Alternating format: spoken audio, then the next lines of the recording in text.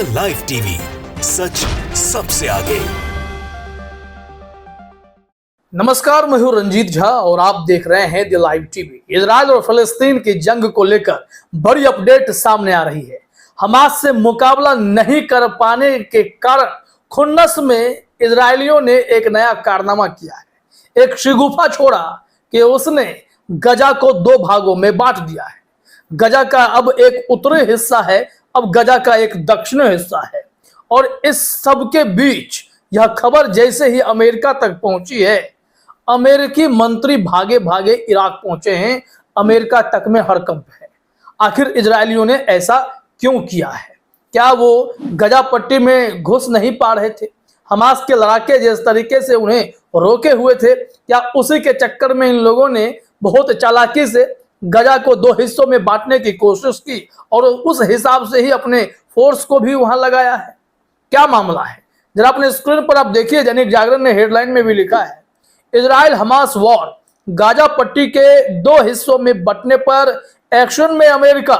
अचानक इराक पहुंचे Antony Blinken, और जब वो पहुंचे हैं तो पूरा बुलेट प्रूफ जैकेट के साथ पहुंचे और उसका फुटेज भी सामने आया है।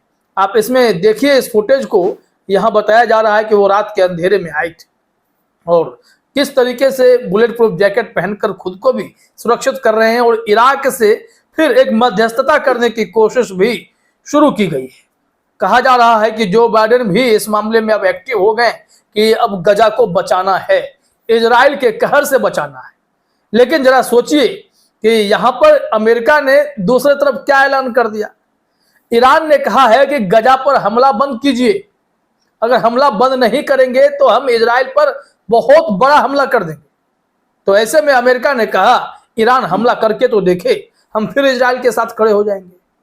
तो यह खेल चल पड़ा है।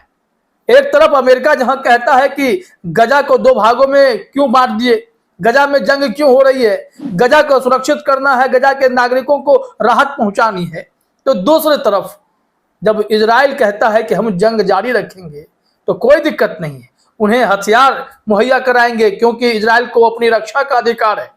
और जब फिलिस्तीन के समर्थन में ईरान कहता है कि हम इजराइल पर हमला कर देंगे, तो अमेरिका कहता है फिर हम इजराइल का साथ देंगे।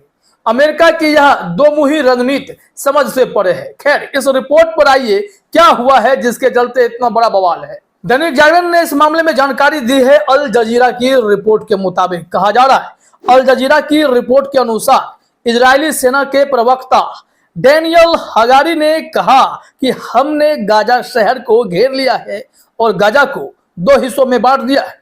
अब वहां एक दक्षिणी गाजा और एक उत्तरी गाजा हो गए हैं। उन्होंने कहा कि सैनिक समुद्र तट पर पहुंच गए हैं और इस इलाके को घेर रखा है।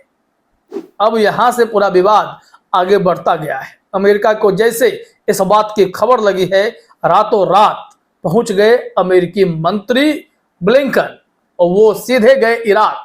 लेकिन उससे पहले क्या सब हुआ है वो इस रिपोर्ट में हम लोग देखते हैं। दैनिक जागरण ने लिखा है कि वहीं जनरल स्टाफ के प्रमुख एलटीजी हर्जी हलेवी ने उत्तरी कमान में एक बैठक के दौरान कहा कि आईडीएफ यानी इजरायली डिफेंस फोर्स किसी भी क्षण उत्तरी गाजा में हमला करने के लिए तैयार है। इन्होंने बहुत तरीके से उत्तरी गाजा को पहले निशाना बनाया, अब दक्षिणी गाजा को निशाना बनाना है, तो गाजा को इन्होंने काट करके विभाजित करके दो हिस्से में बांटा है, जिसके चलते अब अंतरराष्ट्रीय स्तर पर भी गजा की चिंता अमेरिका जैसे देश को सताने लगी है। आइए जरा डिटेल में और देखते हैं कि रिपोर्ट हमारे पास क्या है। अमेरिका जब इराक पहुंचा है तो युद्ध रुकवाने की कोशिशें तेज की है। फिलिस्तीन के राष्ट्रपति से भी कहा गया है कि आप आश्वस्त रहें, हम इस जंग को रुकवा देंगे। लेकिन इजराइल को हथियार देकर जंग तो नहीं रुक सकती ना।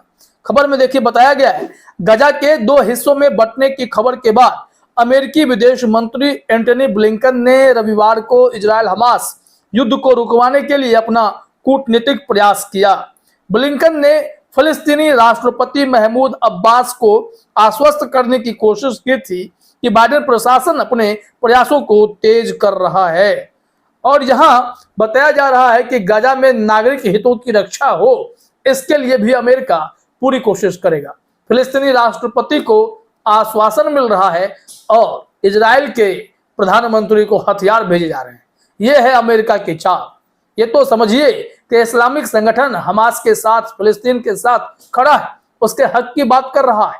ईरान जैसा देश अमेरिका तक से भिड़ने को तैयार है।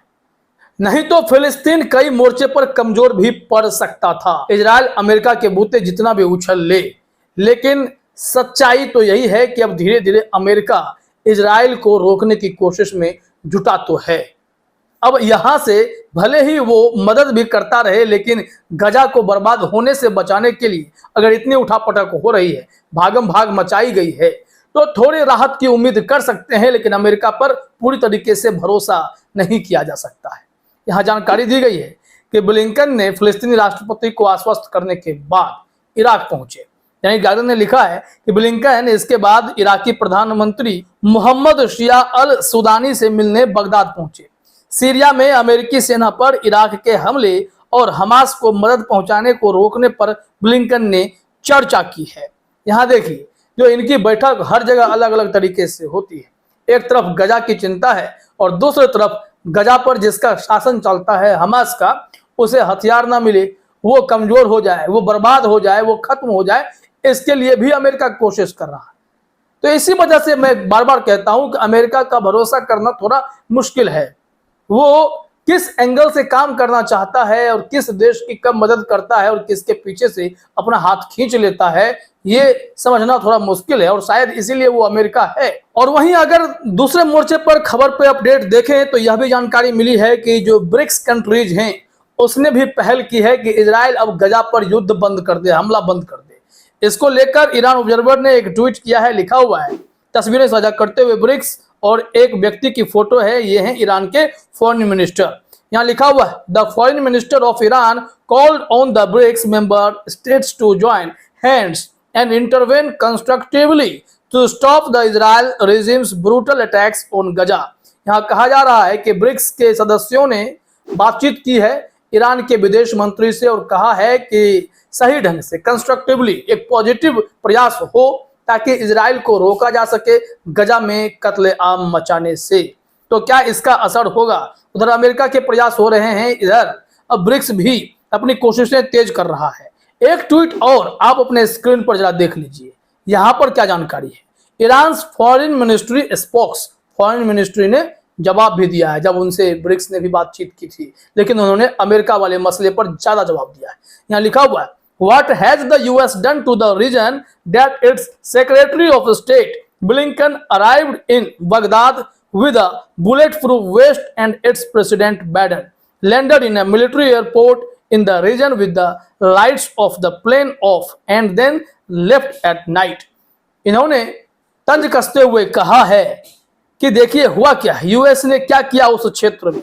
उनके जो स्टेट सेक्रेटरी हैं ब्लिंकन, वो आते हैं बगदाद, बुलेट प्रूफ जैकेट पहने हुए आते हैं, इसके विजुअल्स भी सामने आए हैं, और फिर थोड़ी देर बाद वहां से वो निकल पड़ते हैं।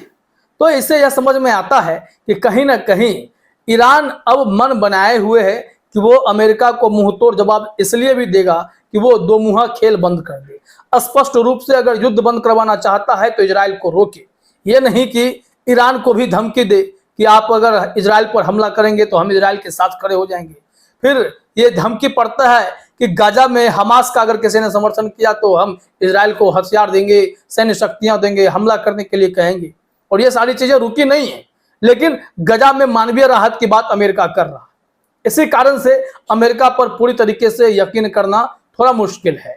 लेकिन गजा को दो भागों में बांट देने की खबर कहीं ना कहीं अमेरिकियों को भी परेशान करने लगी है। फिलहाल इस वीडियो में इतना ही। आप सभी का हमसे जुड़ने के लिए बहुत बहुत धन्यवाद। द लाइव टीवी, सच सबसे आगे।